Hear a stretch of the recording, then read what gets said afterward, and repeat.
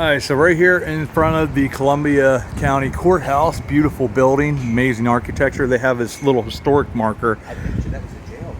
They probably, yeah, that's true. That was probably the jail, the entrance of the jail there. Ralph's gonna see if he can go down there and spend some time for that jaywalking we just did. Columbia County Courthouse. The first Columbia County Courthouse was built at this site in 1848. It was designed by Napoleon Lebrun, the same architect who designed the Academy of Music in Philadelphia. That's cool. So, well, this isn't that building, but it makes sense. They got somebody like that. Why this is so neat. The original courthouse is now the core of the building, so it's still here. It's just in the interior of the building. Oh, that's wild. If you look at the courthouse from the west side on 2nd Street, you can still see a portion of the original brick courthouse, which I think would probably be that side over there. So we'll check that out. The courthouse was expanded twice. It moved forward in 1868. At the time, it was described as having an iconic style with a bell tower. In 1890, an addition designed by A.S. Wagner was built in front of the courthouse. Because the addition was so big, the design changes were so major, this new building was viewed as a second courthouse in the county's history. And there you see the Forks Hotel, a Bloomsburg pioneer. Daniel Snyder came to town starting with very little except determination. He borrowed money to buy 26 acres of land and built a thriving tannery. In 1806, he also built a 2-story home that later became the Forks Hotel, which stood from 1825 to 1875.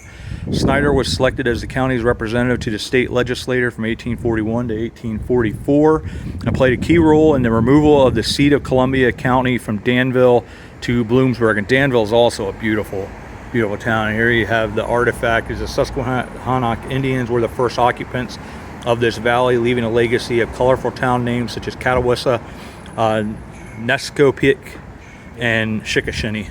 I don't know if I pronounced that one right, but yeah, I'm sure they all have some really unique. There they have a picture of that. Oh yeah, of the things there. So the Romanesque revival style courthouse design was created using a Romanesque revival style with Henry Hobson Richardson's influence, brick and brown Hummelstown stone. That's probably because this is brownstone. Yeah. That was the big they had, and that's actually on the National Registry of Historic Places. Those quarries. Oh yeah. Because they were so like everybody around the country wanted that brownstone. I didn't realize that at all. Turn of the century, brownstone was the big stone that you used for architecture. I didn't know that at all. And Hummelstown stone was especially well known. So that's Little Hummelstown, Pennsylvania, right near where we are, Hershey, Pennsylvania.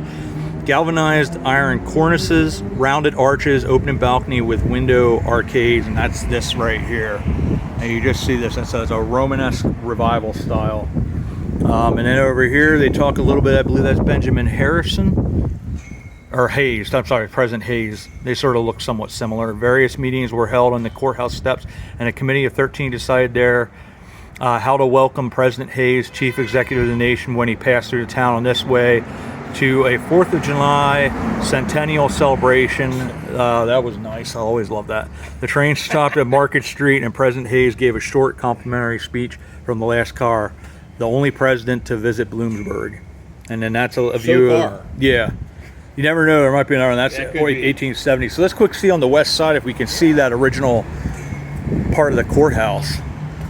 These buildings are so cool because they're so integral to the history of these towns. And just, oh yeah, if you look down there you can see it's definitely a different type of style. That's more like, looks like more like a Greek revival style with the columns and everything. Yeah, so the original courthouse is still here. Yes. From, I think it said 1846 or whatever it is, but this downtown Bloomsburg, history is out there, my friends.